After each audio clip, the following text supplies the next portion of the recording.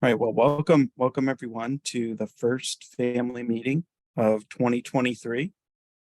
I kind of have what our agenda is for this evening. So our agenda tonight, we're going to be going, I will give kind of a 2022 financial review of where everything landed on the finance side, and then kind of go over 2023 budget, where we're going to kind of have an operating budget for 2023. Then Mike is kind of going to share a little bit more about his Fruit to Root class, kind of give a preview, share his heart. He has I think a 30 PowerPoint presentation of Root to Fruit. I'm just kidding. Then he's also going to share, he kind of heard his sermon today at church on the pre-launch of RC community groups. And Mike's going to share a little bit more on kind of a little bit more specifics on those, and get a little preview for those. And then we're going to have a time for some question and answers, budget related, finances related, community groups, class, anything you guys want to talk about. That's for all of us to partake in, and hopefully us elders and deacons can answer questions when they come up. And then we're going to have just Mike Birch close us in prayer. So that's kind of where we're running, and hopefully we can stick to the hour time frame. So I kind of want to start off with kind of a 2022 financial review.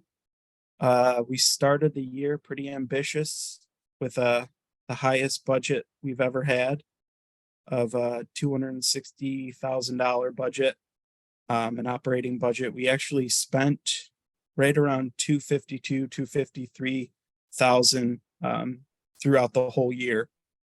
That's all of our operating expenses, payroll, anything we did this year. That's where we landed on the spending side. So we're about $8,000 under budget, which is good. But at the beginning of the year, we did say it was a huge stretch for our church on the budget side.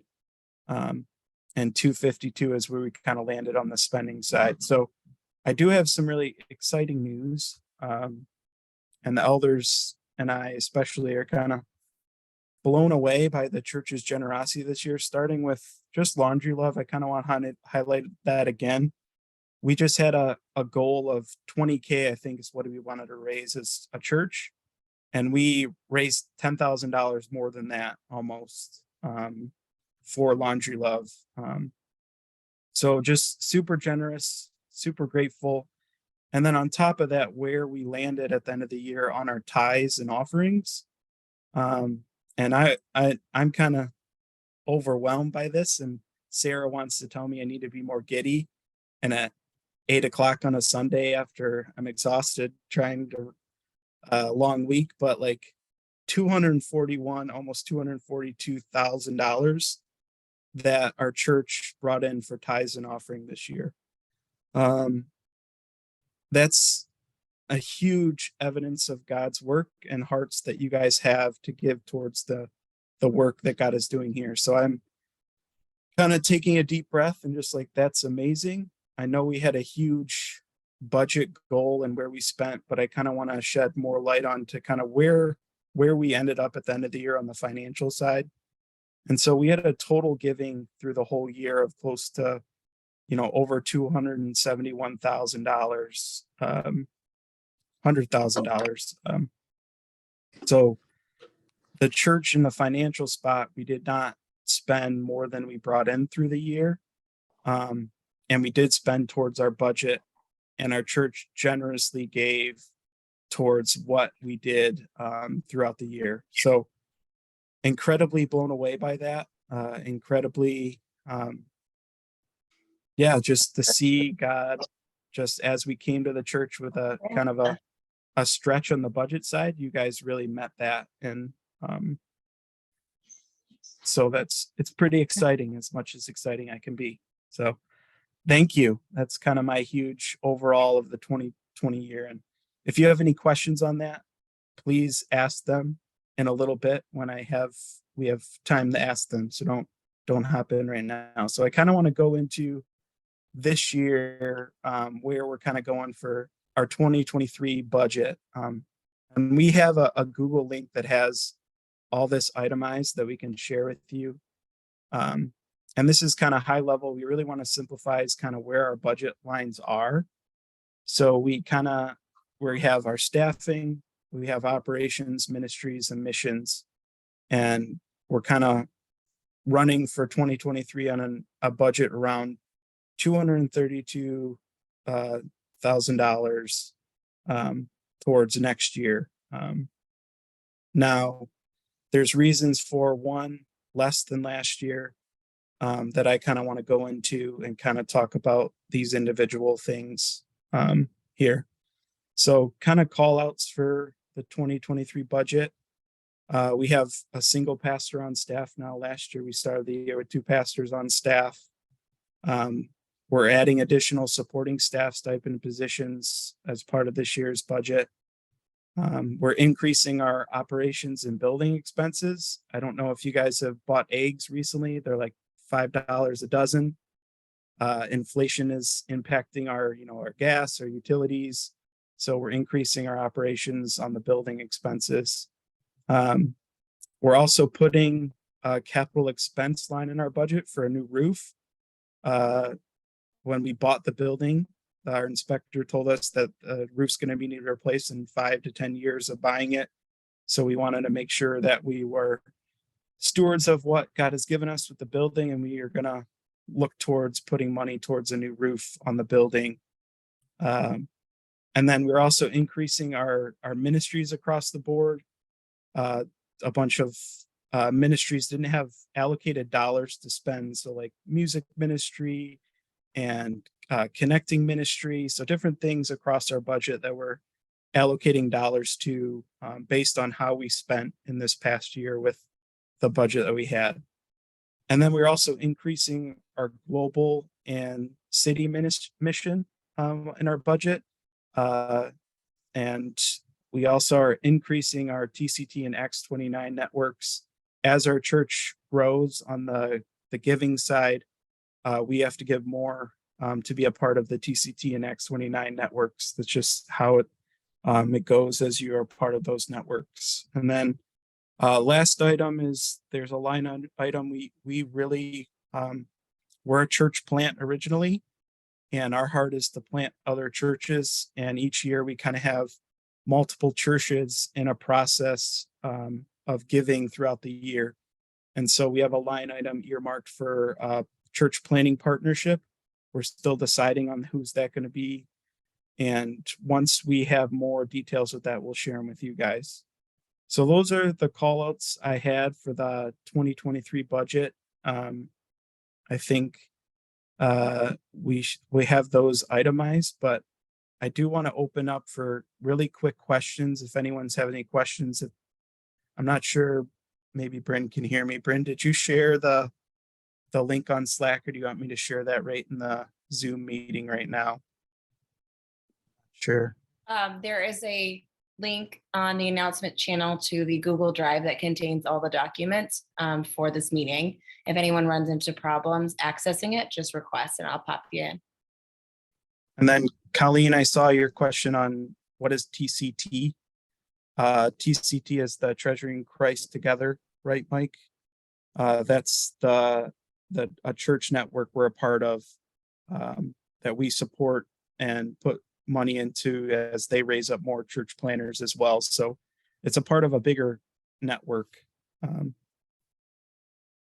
Yeah, it was part of the original church that actually launched Redemption City out, Bethlehem Baptist Church in Minneapolis. And so they were kind of our founding, the church that sent us, and then they've since launched a bunch of other churches too.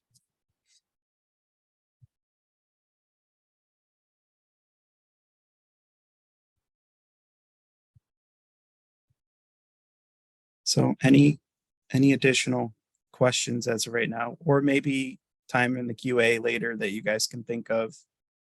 I ran through big numbers. I think overall call out is the church is in a very healthy place financially. We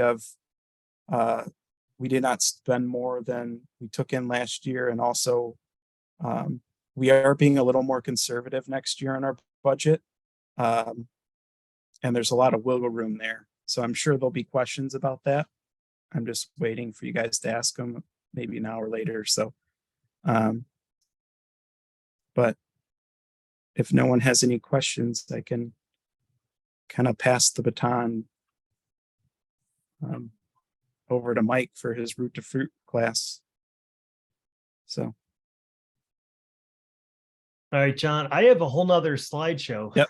I'll stop sharing. You are only joking. You're only slightly joking about my 17 screen slideshow, but I do have quite a few on there. But I was going to say a few things too, just real quick on the budget. One of the reasons we shot so high previously is that Crossroads Bible Church had given us, what was it, John, 50 grand or something to bring Josh Four on staff. And so part of the reason we projected really high that previous year was we had been given a ton of money that moonlighted this year. And so we're kind of readjusting our budget a little bit along those lines here. Let me share. And that is sorry. really quick, Mike, about that. That is actually kind of pretty encouraging. Like we didn't need any money this year. Where last year we did, and the year before we did as well. So, so sweet. But take it away. Are we learning about apples, oranges? I am trying to figure out how to get to my browser here. It's like, how do I get my Zoom screen out of here so I can look like just drag it to the bottom. Total technical newbie here, but I can't get. I'm moving that screen. What is going? Oh, there we go. That little bar there. Oh, I wanted to pull up real quick. Can you guys see this website on here? Yeah. Redemption City website. I did want to highlight one of the things, particularly with losing a pastor on this slide here. We have brought a ton of extra support people on staff. And so John mentioned support staff that we have brought on over the course of this year. And I wanted to highlight just the team here at Redemption City because I feel the way I think now as a solo pastor, again, of just pastoring like the flock and being kind of the one full-time guy, but it's so massively encouraging the team of people God has brought around this year. And so many of you that are on this call have been such a huge encouragement to me. But we have an incredible team of elders. And so on our website, we've got their faces on there. Obviously, John and Mike and Ken have really been shouldering the work this year. We have two other guys that are elders in training this year, which you guys might want to know about, Josh Rickard and Reese Klenke. And so two new guys that are kind of working through our process of just getting trained, meeting with the elders that are on staff. They're meeting with us on our elder meetings, kind of getting pretty much initiated into the work. And then once they go through that process, we'll put them up in front of you guys. But we're encouraged to bring some new elders on over the course of this year, Lord willing. And then we have this year 9 new deacons, and not all new. Sarah Holderbaum's on there. She's been around for a while.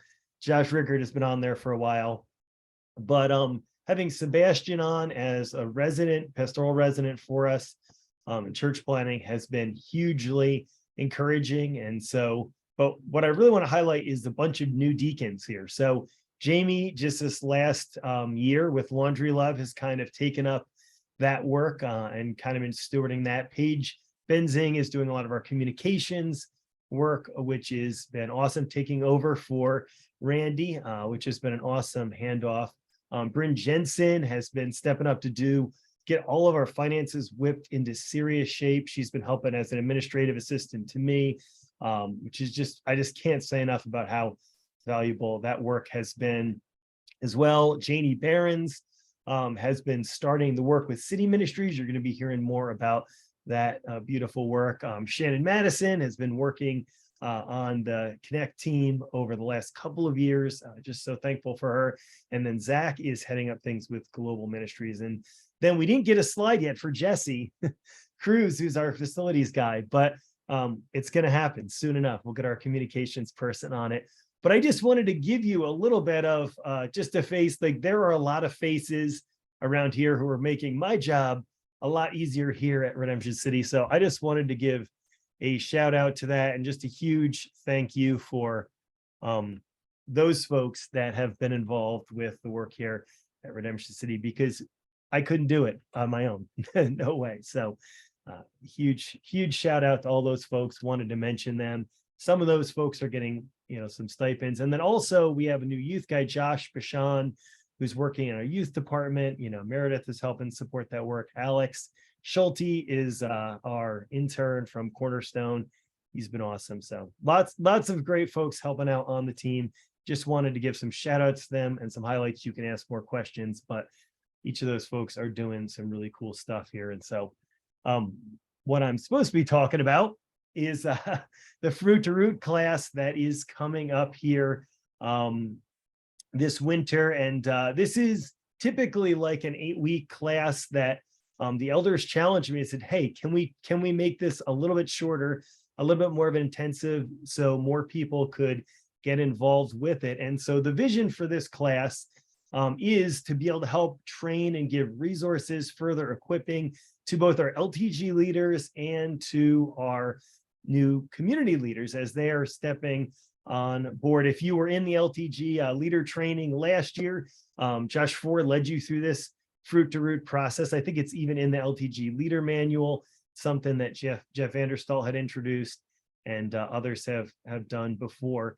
And so what we want to do is take this resource and provide it to the entire church and do it in an intensive kind of 4-week session starting January 11th. So we wanted to start in January so we could get it done, so we could kind of roll communities out. So it's rolling out this Wednesday. Come join us. We're going to be offering it 7:30 to 9 p.m. So this time we're not going to do childcare. The last few classes, the childcare was kind of dipping off.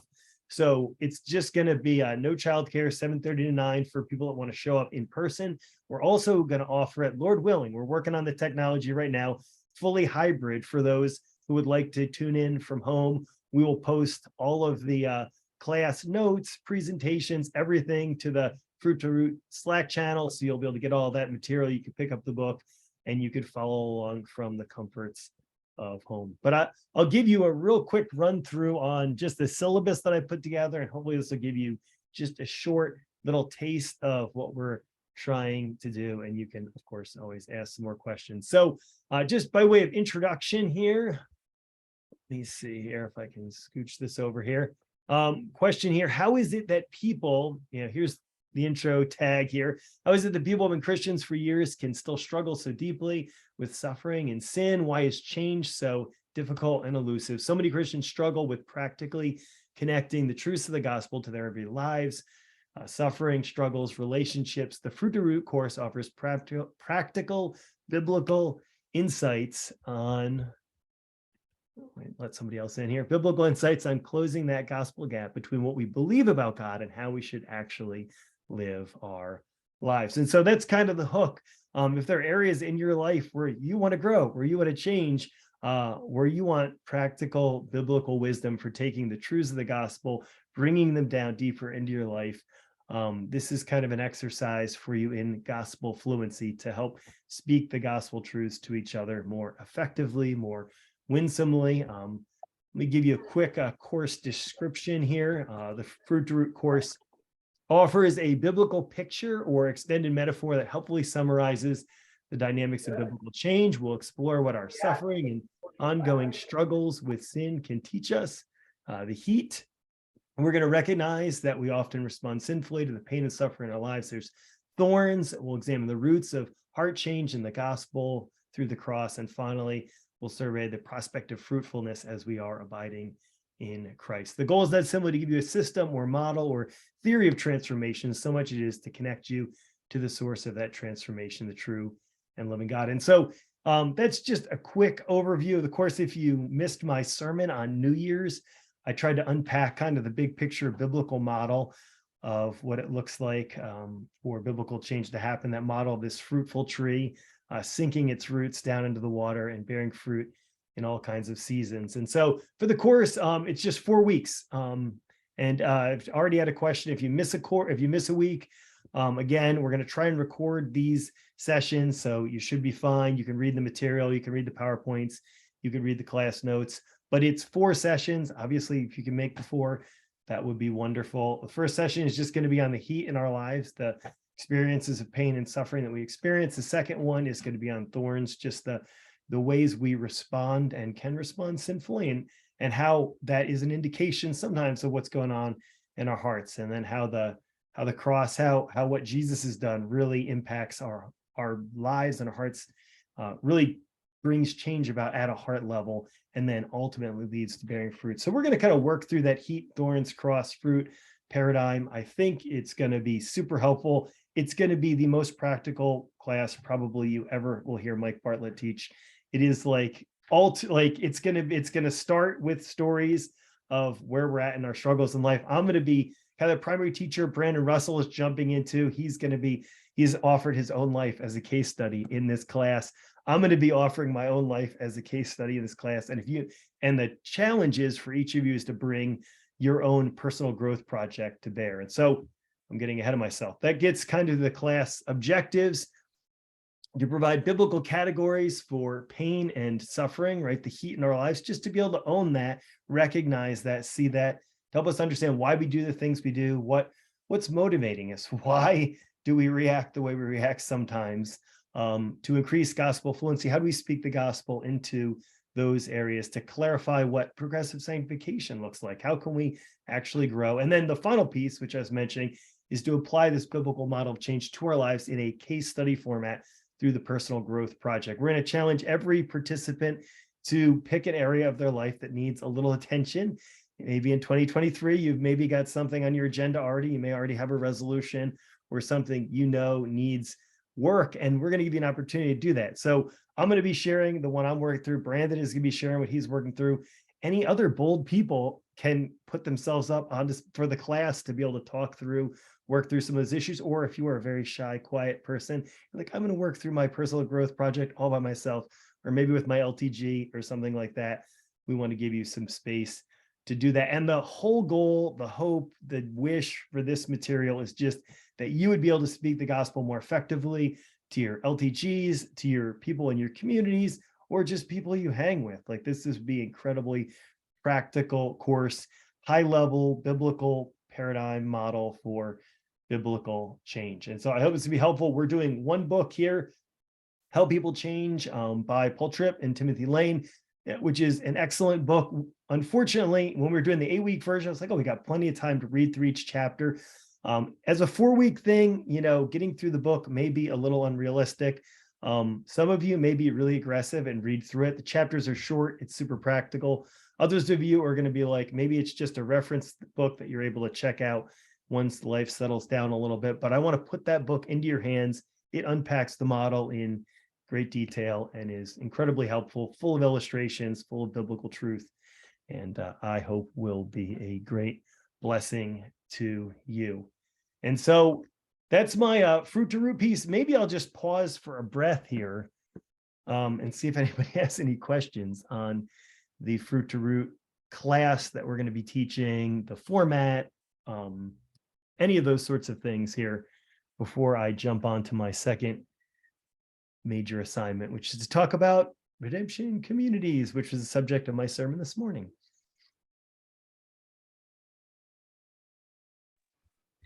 Hey, Mike, in order to do it through Zoom, you said everything would be posted. Are we going to Zoom along with the class, or are we just going to kind of follow along on our own, like with recorded videos? Yes. Well, the goal would be that you would follow along live on the class through a Zoom link, but I will put all the material in the Zoom channel. And so if you miss the class, for instance, I will post the video in the channel along with, but before the class, I'll post the notes, the presentation. So if you're following from home, I don't know if you might need 2 computers to do this, but to have the actual live stream feed and the PowerPoint presentation going at the same time, but also have full notes too. So even if you can't pull up the PowerPoint, you'll at least be able to have the class notes in front of you. So if you're sitting at home, and this is all, I should say, we're just trying to put all this together. We've never done a fully hybrid class. There may be some hiccups, and we're experimenting with this. But we really do think, the fact that we have, I don't know how many people we have on this call, but we get better attendance at 8 o'clock at night with all the kids in bed than we do live anything. And so we really felt like this year was a year to invest in some of technology to be able to allow people to Zoom in from home, get some training and equipping if you can't drive all the way into our lovely Grand Rapids campus. And so we're And- going to try and make that available. We'll see how it goes. But I'll post all that stuff up on, so you'll have that available in the channel. If you sign up for the class, I'll add you to that Fruit Root channel. And if I don't add you, you can add yourself. It won't be a closed channel. You can just jump right in there, and all that material will be accessible to you to follow along. So does that answer your question? And so it does, but then I have another one. So there's no physical material that we need ahead of time. Like there's not like a Bible study that has like a notebook or anything. There is a book. So I should say that Okay. People Change book. I was handing them out, some of them on the book table today, but I figured not everyone would be able to get one in their hands. And so Okay. in that regard, I was like, oh, it's kind of a bummer. I'd love to have, if I could have done it differently, I would have had people read ahead and, read a couple chapters and in preparation. But there isn't a workbook. We could have bought the workbook, but the workbook was for 12 sessions. And I was like, we're only doing 4. So it seemed kind of silly to buy the workbook. So I'm going to essentially just rip the workbook and create a 4-week workbook, custom workbook for you guys, drop it in a Google Doc and send it your way. So. And Perfect. if you're Super helpful. interested in Thank the you. workbook and the DVD, I could get those into your hands as well. But I figured the book might be the most plug and play resource to kind of get in your hands as well. So great questions. Great questions. I'm super excited about this class. It's been percolating for a while there. One of my favorite classes in seminary, and huge impact in my life. So excited to talk about it. And exciting to be collaborating with whoever wants to be on this journey here as we do this first iteration of the class and all. And I'll be looking forward to some good feedback and ways to tweak it and improve it. And particularly thankful for Brandon to be a guinea pig along this journey with me to work through it and tag team. I don't know if he's on this call or not. I can see. I've been excited bouncing ideas off of him already.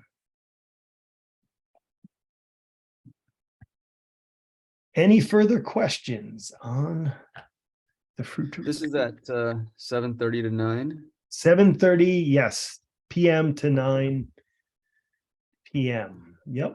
Okay.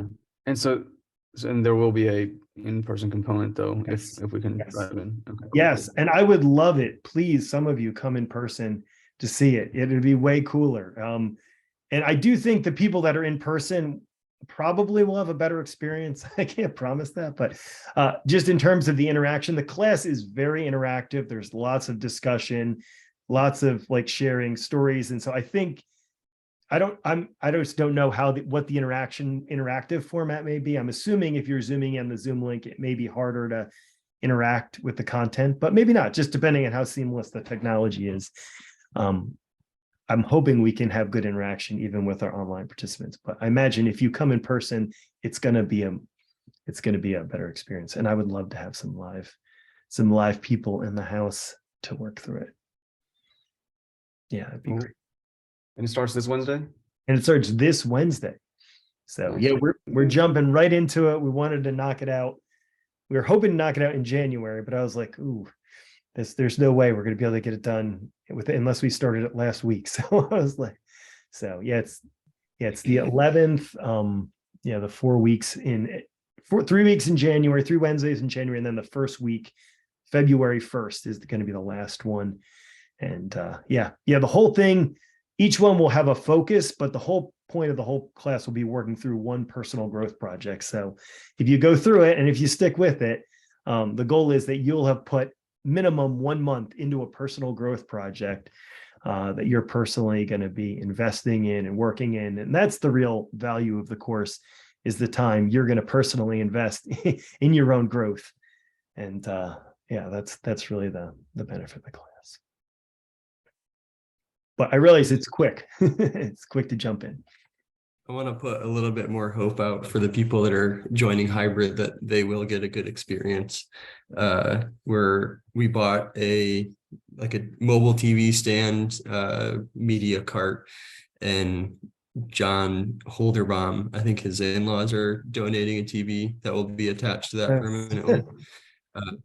So we're looking to invest in our ability to offer mobile and virtual learning and engagement. And then that'll have a nice camera and sound system with it to engage audiences similar to what you'd experience in any work virtual setting. So the stuff's out there. Thank COVID for that. So I think the uncertainty is that we haven't plugged it in yet, but we're buying the actual things and tools, and yeah, I think it'll work well. Yeah, it won't be Mike's laptop. This is going to be, we are upgrading our material. So yeah, you should be able to hear everything, see everything, and probably the hiccups will be on the teacher's end trying to interact and with a live audience and a virtual audience. And that'll take a little bit of a learning curve for me. Probably one of us will have to be on the chat window and one of us will have to be working with the live as we kind of tag team the teaching part. So I think it's really exciting. It's one of the priorities we really want to do for family meetings like this, or for classes to be able to offer, fully seamlessly kind of hybrid opportunities. We've had such good opportunities with these digital opportunities. We just want to take full advantage of them. And we're hoping that 7:30 to 9 window works both for people that can be there live and at home, that's going to be a workable space. So we'll see. Hopefully that works well. So, and thank you, Mike and John, for investing in the technology side of this thing and making it happen quick. So, quick turnaround. Any other thoughts, root to fruit? If not, I will move on to the communities. All right, I'll move on over here to Redemption Communities launching in spring 2023. And so this morning, I kind of have a little bit of a vision, wanted to ground the kind of community we're trying to cultivate in a Bible, in the text, in a vision that we can see in scripture from Acts 2, 42 through 47. I hope that gave you a little bit of a compelling snapshot of what ministry in homes can look like. That's inspiring, that's encouraging, that would make you want to open up your home and be a part of what we're doing with these things. I put together a sign-up sheet too. Just want to let you guys know, both on it's available on Slack. It's also available through the email for you to check out. That sign up has a vision statement, and it has some of the logistics, and it has some of the objectives, and it has an FAQ attached to that. And so I assume probably not all of you have seen that yet. So I tried to put some of that information just into a document that would be really succinct, that would help you. And we have a good amount of rollout time with this here. Wanted to cast vision today, start to get a sense of who's going to be involved. We're going to be doing the class in January. February, we're going to be putting these groups together and launching them out by March 1st. So that hopefully gives us some time to roll things out, figure out who wants to be involved, and shift logistics, just depending on how many people want to participate in this, this first round as we kind of roll these things out this year. So let me give you a couple things here. Here's the vision statement that I had put together just to try and dial this down into a nutshell. Redemption City Church is a biblical family, and one of the primary expressions of that family, or at least will be, one of the primary expressions of our family are redemption communities, RCs for short. RCs are small groups meeting in homes to share a meal, life, scripture, and prayer. These groups are designed to create an easy entry point into the life of the church and a context for doing life together on mission. One of the dynamic elements, as I was explaining this morning, of the early church, where it's gatherings in homes around the apostles' teaching, fellowship, shared meal. And if I can just pull my little screen up here, I can read the rest of my text here. Oh, there it is. No, maybe not. I can't read that bottom spot. Oh, there we go. Shared meal and prayer, Acts 2, 42 through 47. These original expressions of church family transcended all of the normal boundaries of that hierarchical society. It's through these house churches that the gospel first spread. In a time that we're more digitally connected than ever, but also strangely more lonely than ever, the practice of sharing life with real people over a meal is going to be more important than ever to the credibility, growth, and witness of the church. So I think these are really beautiful expressions of biblical family. I think they are a beautiful way to welcome people in our community, and really just to demonstrate the beauty of the gospel as we live it out together. Some logistics for those of you who are like, what does this thing even look like? How is it going to work? It's a meal with family. So it's adults and kids all gathered together under a house there. So that is if you have kids. If you're single, you just bring yourself. If you are married with no kids, you can come that way. And then obviously, if you have kids, you can bring them along together. The goal is to eat a meal together, or have some kind of snack or other such delightful thing, coffee and dessert, whatever you want to do. But the idea is to share some food together, and then share some life together, evidences of God's grace, maybe the stressors, the pressures in your life, and just have some people that can gather around you and speak some of the truths of the gospel into that and pray for you. We're also going to have some basic discussion questions for our upcoming sermon text. So not a Bible study, but just an opportunity if you get past the sharing point in your community, there'll be an opportunity for you to talk a little bit about the upcoming sermon text, some of the questions you might have, just to do some basic exploration, just an introduction to the Bible for people to start digging in, start asking questions, and start preparing themselves. And then Sunday morning, you're like, oh, get to hear how people are really thinking it through. And then we get to pray for each other. These are going to meet 2 to 4 times a month.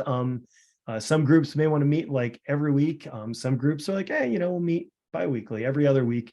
But we're going to try and keep them February to June, and then August through November. And so kind of be that winter, spring, session, and then take July off in the summer, and then have a fall term that goes through November and then ends kind of with the holidays. So the goal here be that we'd have, this winter, spring series that would be a time where you could kind of spend together, and then take a full month break in the summer, and then a full month break in the winter. So, and each group can kind of, get the details figured out as they want to do it. But those are just some basic guidelines to give you some basic information for what these things might look like from a logistics standpoint, from an objective standpoint, like what we want to accomplish, what we're praying God would do through these communities. We want Redemption communities to be a place where new people can be welcomed into the family. We saw kind of a gap with LTGs, which are really deep and formative, but it's just hard to just drop, random people into a LTG when you've built all this trust and you're working through issues and development. It's hard to break into. And then classes, once they've started, are also hard to break into. So we want a place where new people can just show up. If they come to our church, people for years, if they said, hey, I'm new here, how do I get to know people? Go have a meal with somebody in a community. That's always been kind of our first point of connecting and welcome. And so we just want that to be the case again. We want Redemption communities to be an intentional context for fellowship, practicing the one another commands of the New Testament, right? You can't offer one another hospitality as well at church. You can't welcome people into your home when you're just chilling at church on a Sunday morning. It's hard to bear each other's burdens. It's hard to really walk with each other, love each other the way we're called to in the New Testament without deeper relationships. So we want to see that happen. We want RCs to be a place where disciples are being made, right? Where we're starting to live out what it looks like to follow Jesus, and can do so with a community that can kind of help us figure out what that looks like. And we want RCs to be a place where we can encourage each other to live on mission wherever God has placed us. And so if that's the workplace for you, we want to pray for you as you're seeking to be a faithful witness for Christ in your job. If that's your neighborhood, if that's your school, wherever you're at, we want to be encouragement. We want to be able to pray for you and help you to live as God has called you to live on mission. So we tried to preemptively grab a couple of questions here in advance, just preemptively in this FAQ doc, just to kind of, what we thought would be one of some of the most common questions we could kind of field in advance. And then I will open it up for any other questions in the Q&A that we maybe missed. So a couple FAQ questions. And again, these are all, you can catch these online too, but I figured I'd read through them really quickly just because probably not everybody had a chance to read through this for you. So here they are, and I'm going to try and be fast because our time is slipping away quickly here. Why call them redemption communities, RCs? Why not small groups or community groups? Community, what I wanted to highlight with the idea of groups, and we're Redemption City Church, so we're redemption communities, the communities forming out of our church, but also I wanted people to see that community is not an end in itself. Biblical community or fellowship is sharing in Christ and all the riches of redemption he brings to our lives and offers to others through us. So by calling our groups redemption communities, we're emphasizing what we want to see most, a community of people gathered around Jesus. And as we gather around Jesus, we want to see new stories of redemption from people we've invited into our homes and lives. So this is, it's not just community for community's sake, it's redemptive community. We want to see Jesus at work. We want to see the gospel work. You could call them gospel communities if you'd like. That'd be fine by me too. FAQ number 2. How are redemption communities related to life transformation groups? Are LTGs, our other great acronym. LTGs are much smaller, right? 3 to 4 people, single gender, focused on life discipleship. These groups have a higher commitment level, require a greater level of intentionality, and can only be joined once a year. People in RCs can and are encouraged to form LTGs in their communities for deeper discipleship. You can also be a part of an LTG and not be part of a redemption community. So we think they could be complementary. You could do both of them together. That would be awesome. We'd love for those of you who have that kind of margin space to do that. They could also be very helpful on their own. If you can't fit a normal weekly meal into your life, then being able to meet at a coffee shop at 6:30 would maybe be better, 8 o'clock at night.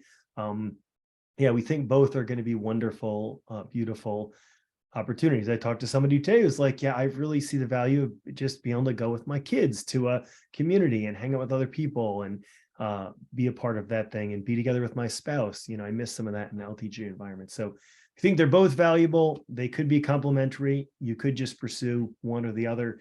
But that's kind of the basic explanation here for how they're related. When can you join a redemption community? Redemption communities are going to be open communities, so you can visit one whenever they meet. For the best experience, you probably want to let the person know whose community you're visiting, that you're coming. But once they're open, once you roll them out, they're just going to kind of be not like LTGs, which are closed. Once you start, you're started, and we don't want to just throw new people at you all the time. But these are more, people can kind of come in and visit as it is. So we want to keep them open. Obviously, if your group has like 30 people and we're like, we got to shut the doors here, this is a fire hazard, like we're not going to allow you to add more people to your group. But like generally speaking, we would like to keep them at a reasonable level. We'd like to keep them open if at all possible. And like I said, we're going to do this class in January. We're going to be forming them in February and doing some additional leader training and then launching them out by March 1st. So at that point, we'll hopefully have a table up in the kind of entryway, which will have a communities map. You'll be able to see where the communities are geographically at Grand Rapids. We're hoping to have a north, south, east, and west, and maybe a central one. And then for people to be able to see those kind of geographically and see which one maybe is the most convenient, look at which day works best, work at the times that are there, maybe look at some of the differences. Is this group, tons of young families, or maybe this one more young adults? People can kind of make their choice and kind of check out a few different ones and figure out what works best for them. Who are redemption communities for? Redemption communities are for anyone looking to share life together with other Christians. If you're new, they're an easy way to get connected to life of the church. If you've been around forever and you just love doing life with other people around a meal, they're for you as well. So very welcoming, sort of inclusive space. How can I get connected with the redemption community? I already jumped ahead of myself. Look, there's going to be a community. We're bringing back the communities board. We're going to have a picture, a graphic of where the communities meet, what house they're in. We'll have cards for the leaders so you can get in contact with them. You could talk to myself. You could talk to somebody from the Connect team for a recommendation, or you can just kind of connect with one of the leaders on Sunday morning and figure it out. And that could work really well. What do I do with my kids? Probably the most asked question in communities. Yeah, life gets a little more chaotic and with the kids. Each community will have different age-appropriate discipleship strategies for the kids in their communities. Check with the community facility to see what accommodations for children are available in that group.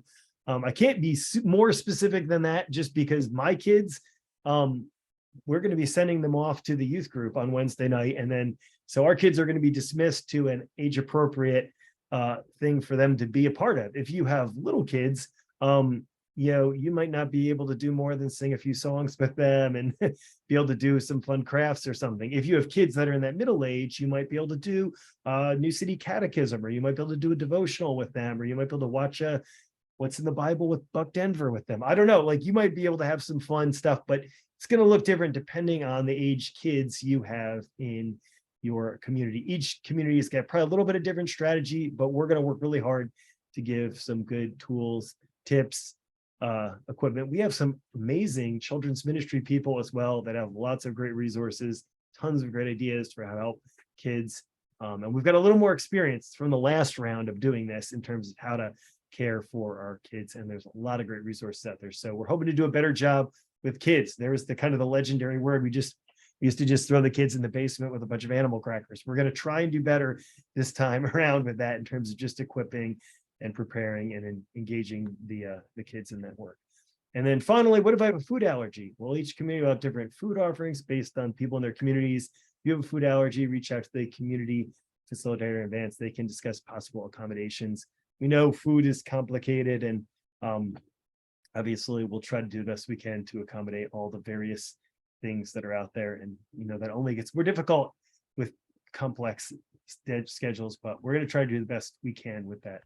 That, I think, is my guideline there, and I want to be done before 9 o'clock. So with that, I will leave it for some final Q&A, either for the communities, for the Fruit to Root, or for, you can go back to the budget too.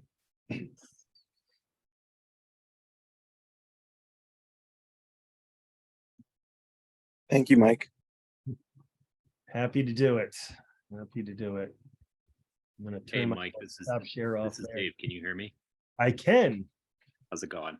Oh, there you are. I guess- Hey, quick question actually on when you were going over the elder and the deacon piece on the website. Yes. I think mine and Colleen's story. Like we only went to one church in Chicago, so I think we were curious. Over the past year or 6 months, we saw kind of the deacon term pop up. Yeah.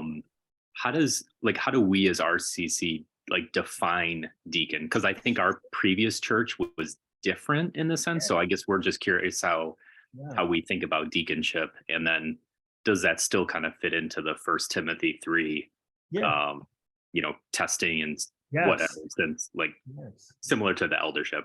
Yes. No, thank you for asking. Because I think it's super exciting that we have deacons and we're rolling them out, and we could probably do a better public job just in terms of communicating all of that stuff as that's happening.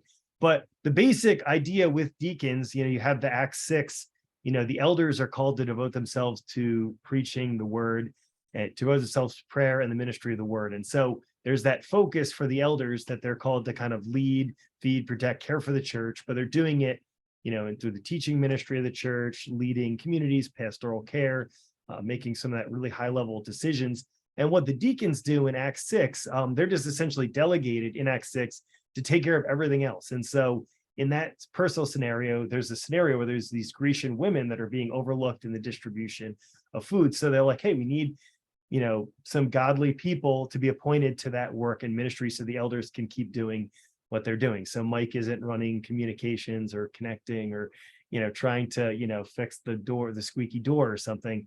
And so, what we have really done is said elders are those that are primarily concerned with pastoral care, preaching, teaching, the ministry of word, and then deacons are doing everything else, essentially in the life of the church. So they're essentially just kind of delegated. We're delegating areas of responsibility that aren't necessarily pastoral to, so facilities, finances, communications, connecting.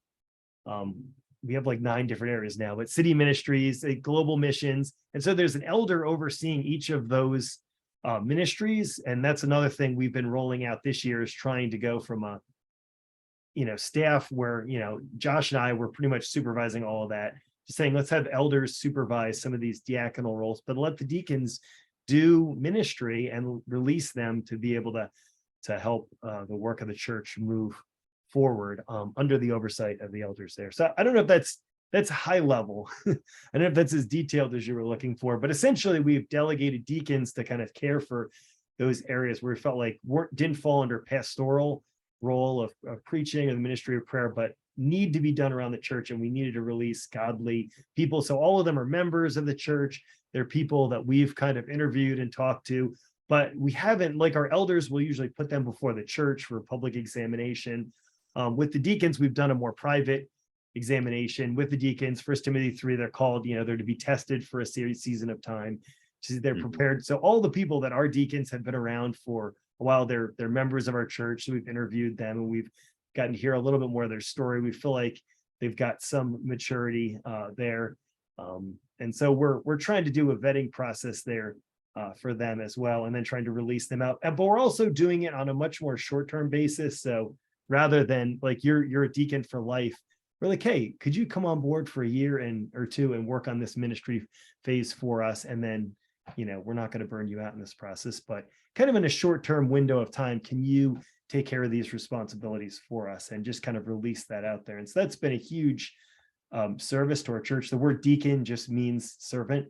In Greek, diakonos is just the word for servant. And so deacons are servants at large at our church, serving in a variety of capacities with music, with kids, with technology and facilities, communities, and have made a huge difference, I think, in the life of the church. And particularly as the pastor, somebody who has sometimes the problem with delegation and doing all the things, it's been a huge blessing to have a group of people now that are really serving in a lot of those different capacities. So Cool.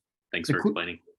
quick illustration. Would love to talk more. We put together a bunch of documents and we've done a bunch of theological research on those things, but that's my 5-minute 5-minute sketch for you.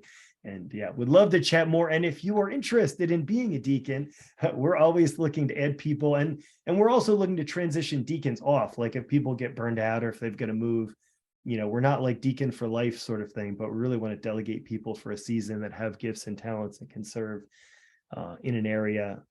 We love that and find that to be, it's been a really valuable thing for our church. And one of the reasons I want to do it on this meeting is just give them a little bit more public profile in our meeting. So who they are. They're on our website to try and help you say, hey, these people have been vetted. They're members of our church. They're godly folks. They're serving in some beautiful ways. And I'm really thankful for them. And hopefully they'll be a blessing to each of you now that you know that they're there, and can ask them about some of the different ministries that are going on. From time to time too, we'll probably have updates from the deacons on the different ministries that they're supervising and running as well. I think we have some questions through chat. We Ooh. had Caleb Berkey asked, how long are our time frame for elders, term for elders? And then after we answer that, Christy asked about how Laundry Love's going, update where that's at. The elder thing we're doing, like I said, with the deacon thing, we're looking for shorter term commitments, like 1 year, 2 year. Elders are 3-year minimum term. So that's like a 1-term system. And then we want you to take 3 months off. You can re-up for a second term, do 6 years. And then after 6 years, you have to take a year off. So that's the system we've kind of landed on at this point in our ministry. Elder term is 3 years. You have to take at least a mini sabbatical, at least take the summer off after that, because it's really, really intense and demanding thing. You can re-up for a second term if that's good for your family. It may not be good for you because 3 years is a long commitment, but those like John Holderbaum who are on his second term here know how demanding it is. And, but after that 6 years, really, you need a year off because this is really demanding stuff. And John is getting very close to that year off there too. So thank you, John, for your many faithful years of service in doing that. Thing, but man, I wish my wife were on here to give the kind of the laundry love spiel. She must be still wrangling my kiddos here at bedtime. Having the slightly older kids, they go to bed a little bit later. But yeah, she's been doing a lot of really cool ministry, and Janie or Ken could probably speak to this a little bit too. But she's been working with a ton of nonprofits in the community, with Amplify, with Family Promise, with Mel Trotter, with oh gosh, I'm going to forget all the different ones. Bethany, like she's working with a bunch of nonprofits to really make our space available to their clients, to their staff. So we have people just coming in at random times from around the city. But she's trying to shift our main kind of serving time from Friday morning. Some of you were involved with the Friday morning shift that was kind of sporadic. After doing some calls with the Laundry Love National team, she found that the evenings were actually midweek evenings were a better time for most people. So she shifted that over to Tuesday evenings, starting, I think, maybe even this week. And she's trying to recruit people, also a broader pool of recruits who might be able to actually pop in on a Tuesday evening and hang out with people. Maybe if you're a student, bring your homework with you, come hang out with people. If you've got a little more freedom in your schedule to come over on an evening and just meet some of our neighbors here in town. Yeah, we're trying to shift that to an evening. She's also talking with Artie Lindsay over at Tabernacle about possibilities of even, this is way out, this is the dreaming phase, so don't all quote me on this, but she's already eyeing up a laundromat down in Boston Square there and seeing if she can get, you know, a few $100,000 maybe to buy a Laundry Love space and kind of create her own little, you know, nonprofit down there. And so she's got big dreams and big thoughts here for how this whole thing could shape out and how it could look. But yeah, right now it's a Tuesday night operation here at our church, which has had a stream of people coming to it, and then lots of nonprofits that are coming in throughout the week at various capacities, and then some of our own members from time to time popping in when their washer and dryer break down or some other catastrophe hits. And so that's been pretty awesome as well, to just have the space in there. She could give a much more articulate update, but that's what I got for you. And you can please reach out to Jamie if you want more information and how to serve and get plugged into that. I have a quick question.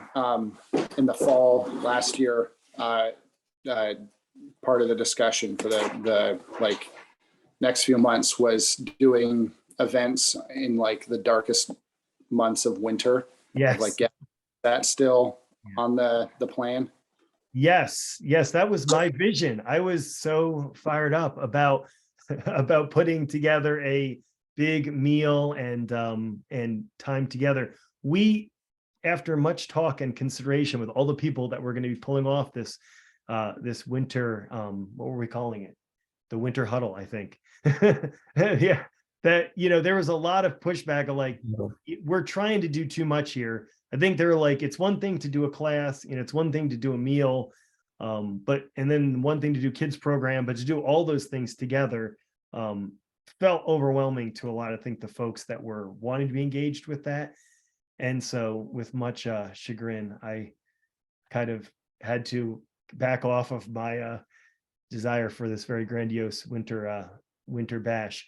But we are still, the one thing I could keep was the class. So we are going to have that class offering there in the coldest, loneliest part of the year. Come hang with us for a class down here. It'll be a lot of fun, I'm sure. But we're not going to be able to quite do the meal thing, but we are looking at other, you know, fellowship opportunities. Obviously, communities will be one of those spaces there too. But we are looking at like eat ups and some of those things that would provide an opportunity to hang out, have some soup in the building. But we just didn't want to do anything else with it. They're like, if we do, you know, another like chili event like we did in the fall, like we're not going to have a class and a bunch of other things. We're just going to do just the fellowship event. So we'll probably see some of those going on as well. Something like the chili cook-off that we saw back in the fall, which was just a really fun food fellowship sort of event. So, but we're trying to avoid putting together classes, food programming, getting in over our heads just with some of the logistics that is involved with that. So I'm sorry to announce that the death of that dream for myself, but I think there'll be lots of other wonderful opportunities that will meet some of those same desires and needs that I had thought. And so I'm excited. The other offerings that we have for that. Did I answer your question, Zach?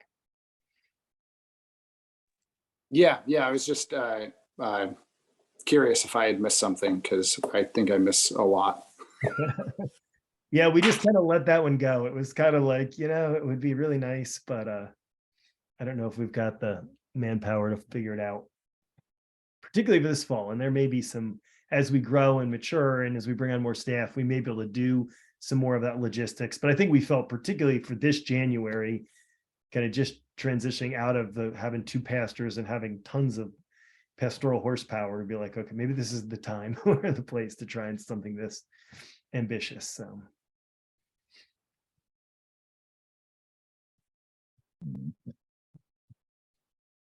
question about the redemption community groups. So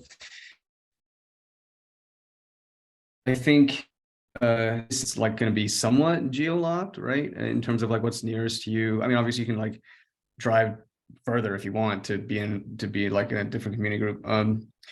I think, you know, just from the demographics in our church, most of them will probably have some level of kids running around or about, from, you know, toddler up to, you know, middle school age or something like that. Like, I don't want to be exclusionary or anything, but like, is it possible to reserve one community group? And I'm very open to having my house be where they meet, where this is a no kids community group, and we can take our time making sushi and cooking together and stuff like that and not have to worry about the kids running around. Like, yeah. Is that possible? And I'm volunteering myself for that role if everybody's cool with it. Yes, I think that's been something that's part of the conversation. We've been thinking about, do we do a young adults group that, you know, not just a college group, but like a genuine young adults Right. who are not married, like for that space, or whether we designate a community for that purpose. I think that's in the works, and that's something we're talking about. And so I would love to, I'd love to have more conversations about that, because we do recognize that, you know, maybe there's a bunch of us that have tons of kids running around, and our lives tend to revolve around those little human beings. And so Right. it can be nice for folks that are, that are not, their lives that do not revolve to that same degree around Right. little children, to have some space to be able to process things together too. So yeah, Jason, that's something, this whole, as we're trying to build these communities out, that's the kind of thing we're going to be talking about. There'll be some geographical considerations that we're taking, like, hey, do we have some geographical coverage? But there also may be some opportunities to say, hey, can we think about this age segment? And is there interest? Are there leaders? Is there a place to host? Sounds like you're volunteering that. And so can we put I'm this down. Can we put I'm this down, together? yeah. That'll be part of the process that we'll be considering over this next month. So thank you for putting that out there, because that's the kind of feedback we really want to know. And that's why we wanted to give ourselves a little rollout time to be able to hear that feedback and incorporate that and be able to roll that out. And so we've tried to do very geographical communities, and we've realized that people want to hang out with their people. And so some people will drive across town to be at the community or friends. And so that's fine. That's life too. So Cool. We realize for other people, there are genuine geographical. I was talking to Katie Stalter, who lives now, I think, in either Holland or Zealand. She's like, could you have one over on the west side somewhere, southwest side? So I can Yeah. go over. And I was like, I hope we can. Yeah, that would be wonderful that we have geographically something out on that southwest side of town. And, we have a bunch of people in Rockford too. But yeah, we'll think about the age considerations too, and no kid considerations. Sweet. Thank you.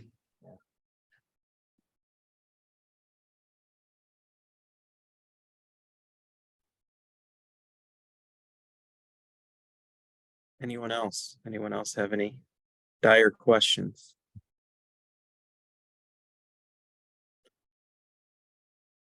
Bueller. No one. All right. Well, again, thank you all for joining our first family meeting of 2023. Mike Bartlett, huge kudos to you of leading us this morning and casting the vision for Fruit to Root and communities. Just grateful for you. So thank you. And just again, thank you all for being a part of what God's doing at Redemption City Church. So just overwhelmed by just your hearts of generosity and love for us elders and Pastor Mike and just what God's doing. So thank you so much. Just gonna echo that and So I think, is there anything else? I think I'll hand it over to my buddy Mike Birch to close us in prayer. I like Zoe's paw just hanging in there. Oh yeah, sorry. Yeah, it's always right here.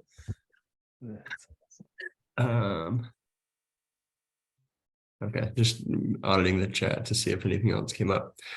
Yeah, Heavenly Father, thank you for this time together. Yeah, as a family, and yeah, just that you've called us to be a biblical family together, and how you're leading us into these community groups, and how to see our sin and bondage be nailed to the cross, and that we are able to spend time in a class and invest in the equipment to be able to do that well, and offer it to people all across the city because of their generous gifts, and just the just overall blessings that you've given us through this year. And just pray for the year to come in our ministry plan, with again the Fruit to Root class to start, and how that will launch us into community groups where people will be able to ask questions, care for one another, and ultimately hold each other accountable to continue pursuing sanctification. Just that we wouldn't be continuing to learn things and facts about you, but that as we grow in our relationship with you, that we would become more like you. And from that, we would move towards the people around us, whether that's our neighbors, coworkers, or family members that don't know you yet. So just pray for big things at Redemption City this year, and know that from how faithful you've been to us, that you will continue to be. So we praise you. All these things in your name. Amen. Amen.